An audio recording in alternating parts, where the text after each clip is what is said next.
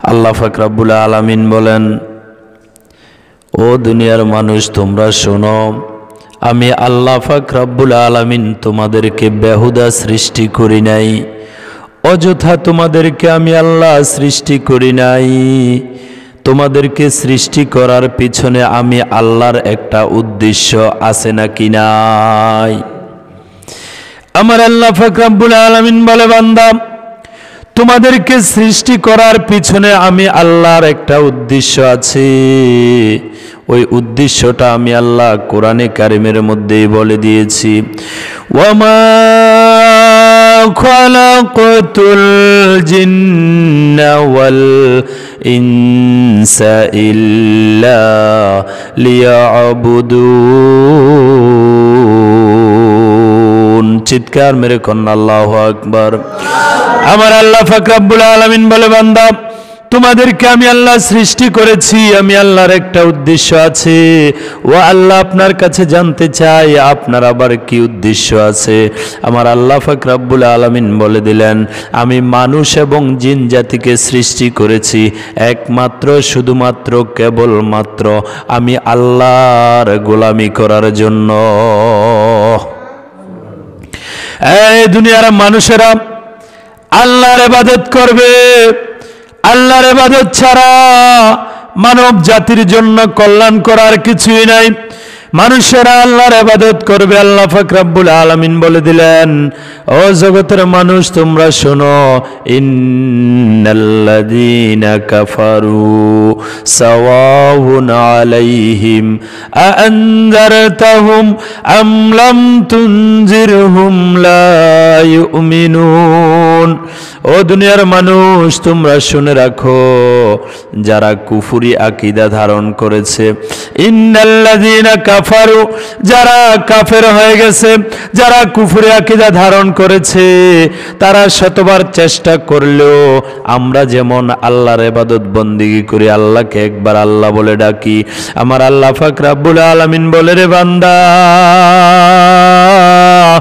যখন তুমি মায়ার সুরে আমি আল্লাহকে আল্লাহ বলে ডাক দাও, আমি আল্লাহ পাক রব্বুল আলামিনের কুদরতি অন্তরে এমন ভাবে জোশ মারে, রে বান্দা আমি আল্লাহ তোমার ডাকে উদউনি আস্তাজিব লাকুম, আমি আল্লাহ তোমাদের ডাকে এমন ভাবে সাড়া দেই তোমরা তো তা বুঝতে পারো না এবং শুনতেও পাও না। কথা কোন ঠিক কিনা?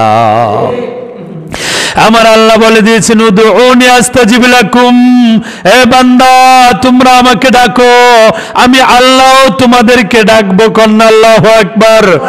আজকে এমন একটা মাহফিল সাজিয়ে আমরা যখন আমার আল্লাহকে ডাকি, আমার আল্লাহর কোরআন এবং হাদিস, আমার নবীর হাদিস দিয়ে আমার আল্লাহকে পাওয়ার জন্য, আল্লাহকে বোঝার জন্য, আল্লাহকে জানার জন্য এই কোরআন হাদিসের মাহফিলের মধ্যে চলে এসেছি। আমার আল্লাহ পাক রব্বুল আলামিন বলে, বান্দা এবার যখন তুমি মাহফিলের প্যান্ডেলে চলে এসেছো, আর এই মাহফিলে এসে যখন তোমরা আমি আল্লাহকে ইবাদত বন্দেগী দ্বারা স্মরণ করতেছো, জিকির দ্বারা স্মরণ করতেছো, আমি আল্লাহ পাক রব্বুল আলামিন আমার আরশে মহল্লার মধ্যে তামাম ফেরেশতাদেরকে লইয়া, সমস্ত ফেরেশতা কুলকে নিয়া তুমি বান্দাকে, তুমি বান্দার স্মরণে আমি আল্লাহর চাইতে কোটি কোটি গুণ বড় অনেক বড় প্যান্ডেল সাজিয়ে তুমি বান্দাকে আমি আল্লাহ স্মরণ করি। এখন আমার আল্লাহ আমাদের স্মরণ করে কি করে না? আমরা তো আল্লাহকে স্মরণ করি, আল্লাহর গোলামি করি। আমার আল্লাহ বলেন, তোমরা যেই পরিধির ভিতরে থেকে আমি আল্লাহর ইবাদত বন্দেগী করো, আমি আল্লাহকে ডাকো, আমি আল্লাহ এর চাইতে অনেক বড় বড় পরিধি মাহফিল সাজিয়ে তোমাদেরকেও আমি আল্লাহ ডাকি। আল্লাহ পাক রব্বুল আলামিন বলেন, এবার ইবাদত বন্দেগী করো। কিভাবে ইবাদত বন্দেগী করবা বান্দা? আমার নবীজি সব কিছু শিক্ষা দিলেন, সকল লাইন আমাদেরকে দেখিয়ে দিলেন। এই লাইনগুলোর মধ্যে আল্লাহ পাক রব্বুল আলামিনের কাছে আমরা এখানে যারা আছি, বলেন তো এমন কেউ আছেনি একটা দরখাস্ত লিখেছি, আল্লাহ আপনি আমাদেরকে আশরাফুল মাখলুকাত মানুষ বানাইয়েন? কেউ বলছিনি? কিন্তু বলি নাই।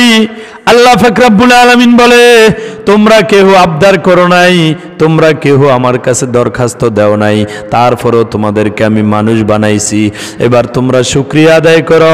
আমরা বলি, আল্লাহ আমরা শুকরিয়া আদায় করলাম, আপনি আমাদেরকে মানুষ বানাইছেন।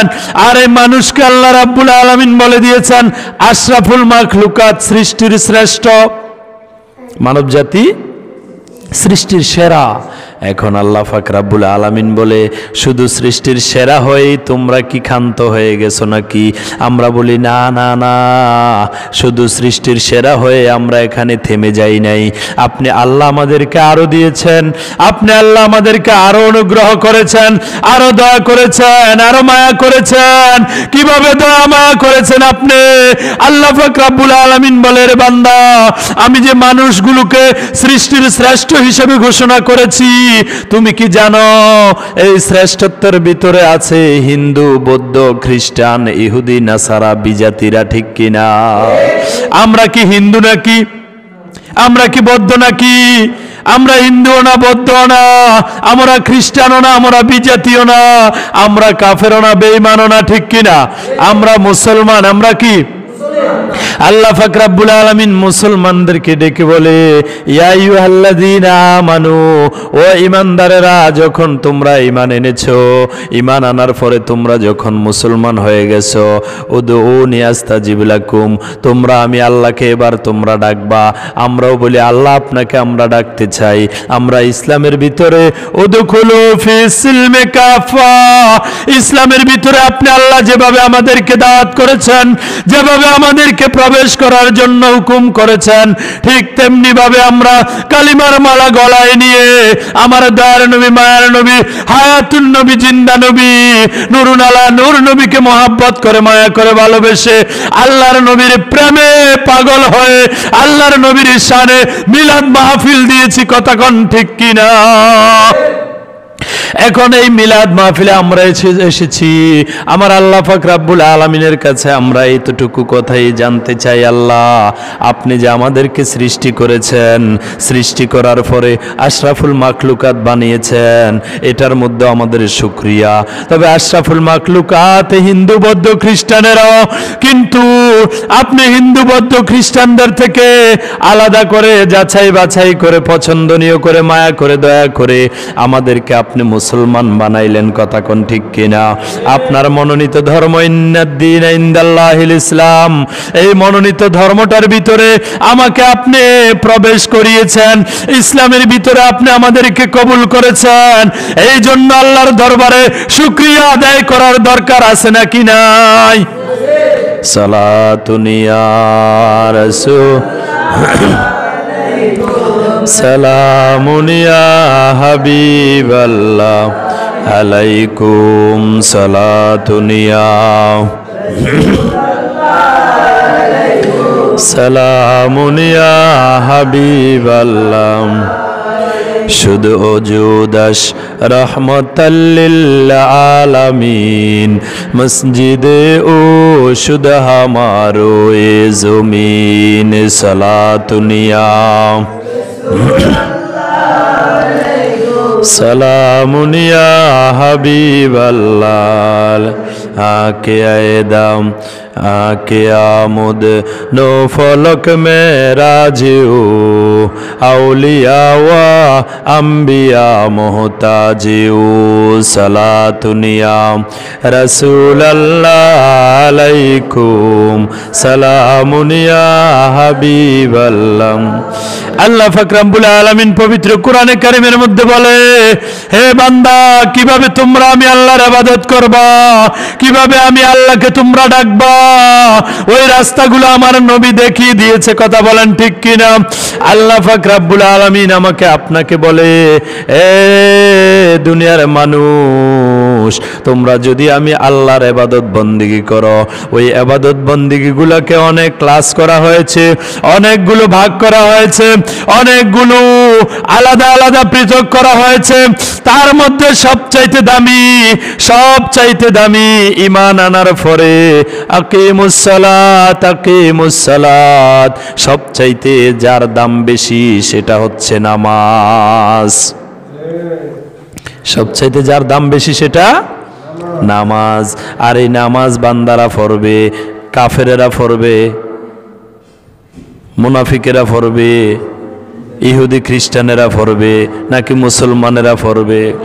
মুসলমানেরা যখন ঈমান আনার পরে নামাজে দাঁড়িয়ে যায়, আল্লাহ পাক রব্বুল আলামিন বলে, বান্দা তুমি কেন এসেছো? বান্দা তখন বলে বিসমিল্লাহি ওয়া আলা মিল্লাতি রাসূলিল্লাহ। ওই কবরের মধ্যে যখন রাখা হবে, আমার নবীর মিল্লাতটা যেন আমি পাই, আমার নবীর ভালোবাসাটা যেন আমি পাই, আমার নবীর মহব্বতটা যেন আমি পাই। এই জন্য আজকে আমি নামাজের জন্য যাইতেছি। আল্লাহ পাক রব্বুল আলামিন বলে, ঠিক আছে তুমি নামাজের জন্য যাও। এই কথা বলে আমরা পাক পবিত্র হয়ে ওযু করার পরে যখন আল্লাহর ঘর মসজিদে প্রবেশ করলাম, বিসমিল্লাহি আসসালাতু ওয়াসসালামু আলাইকা ইয়া রাসূলুল্লাহ, বিসমিল্লাহি আসসালাতু ওয়াসসালামু আলাইকা ইয়া হাবিবাল্লাহ বলে, আল্লাহুম্মা আফতাহলি আবওয়াবা রাহমাতিক বলে যখন আমাদের ডান পাটুকু আল্লাহর ঘর মসজিদে দেই, আল্লাহ পাক রব্বুল আলামিন ফেরেশতাদেরকে ডেকে বলে, ফেরেশতারা আমার বান্দা কেন আমার ঘর মসজিদে আসছে তোমরা একটু জিজ্ঞেস করো। এবার ফেরেশতারা আমার আপনার চারপাশে ফেরেশতারা দাঁড়িয়ে গেল। আমরা আল্লাহর ঘর মসজিদের ভিতরে প্রবেশ করলাম। দুনিয়াবি কাজ কারবার বন্ধ, দুনিয়ার চাকরি বাকরি বন্ধ, দুনিয়ার ব্যবসা বাণিজ্য বন্ধ, দুনিয়ার খেতে খামারের কাজ বন্ধ, দুনিয়ার ব্যবসা বাণিজ্য দোকানপাট সব বন্ধ, দুনিয়ার খেলাধুলাকে বন্ধ করে ঘরের মায়া মহাব্বত ছেড়ে দিয়ে যখন আল্লাহর ঘর মসজিদে প্রবেশ করি, যখন আল্লাহ পাক রব্বুল আলামিনের নিকটে আসলাম, এবার আমার আল্লাহ পাক রব্বুল আলামিন ফেরেশতাদেরকে পাঠিয়ে দেয়, ফেরেশতারা একটু যাও যাও যাও, যে একটু খেয়াল করে দেখো আমার বান্দা কি বলতে চায়। তখন আমরা মসজিদের ভিতরে আসিয়া আমরা তখন বলি, নাওয়াইতু আন উসাল্লি লিল্লাহি তাআলা রাকাতাই সালাতিল ফজর সুন্নাতু রাসূলি লিল্লাহি তাআলা মুতাওয়াজ্জিহান ইলা জিহাতিল কাবাতিশ শরীফাতি আল্লাহু আকবার। অথবা জোহরে, আসরে, মাগরিবে যে কোনো সময়ের নামাজের নিয়তটা বেঁধে আমরা কি বলি? আল্লাহ। এইভাবে যখন আমরা বলি আল্লাহু আকবার, ফেরেশতারা এবার ডেকে বলে, আল্লাহ আপনার বান্দা তো নামাজের মধ্যে দাঁড়িয়ে গেছে, কন্যা সুবহানাল্লাহ। আপনার বান্দা তো নামাজের মধ্যে দাঁড়িয়ে গেছে। আল্লাহ পাক রব্বুল আলামিন বলে, সে কি নিয়ে এসেছে?